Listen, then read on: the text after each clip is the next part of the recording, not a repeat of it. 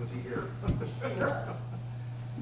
Caleb, on that last sequence on Tuesday night where you guys were going back and forth and neither coach called the timeout, what was it like to be part of that sequence?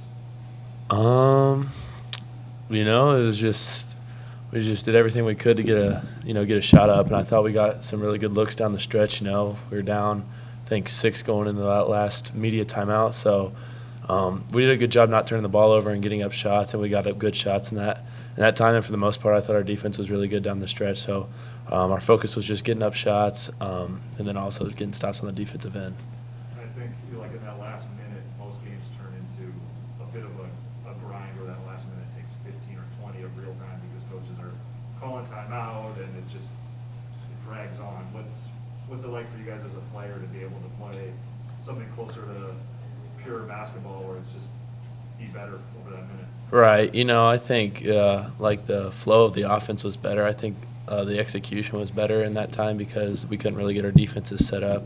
And, just the way we were playing down the stretch, I think it was, beneficial to us being in that situation because just of how efficient our offense was in that last 4-minute segment. And, for us it was really beneficial. And, we did a really good job executing on offense. We just needed to stop on defense to seal the game.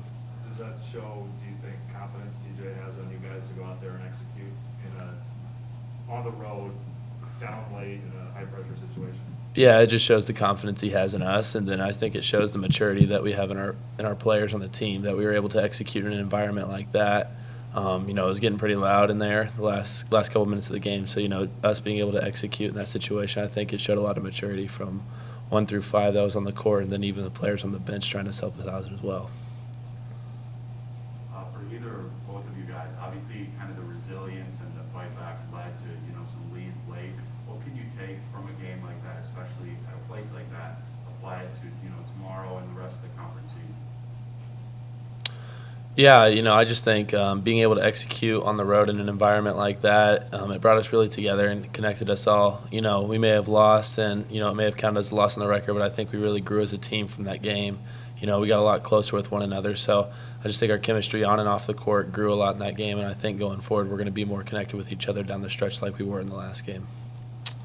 Definitely what he said, it really helped us come together and grow. It helped our mindset out on understanding that, man, when we have games, we got to close them out, and we got to be able to execute when it gets down to crunch time and know what we have to do on offense and defense. So. George, what do you know about Texas? They're a good physical team. They're coached by Coach Beard. He's a very excellent coach. Has been in the Big 12 ever since I've been here.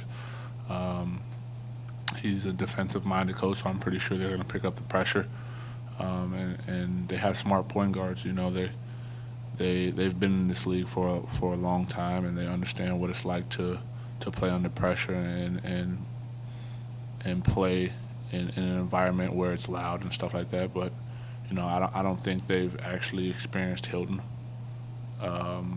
This is the first time that a lot of these players are really experiencing Hilton, and yeah, it's really enjoyable, and I think our fans are really going to help us out this year and help us out this game.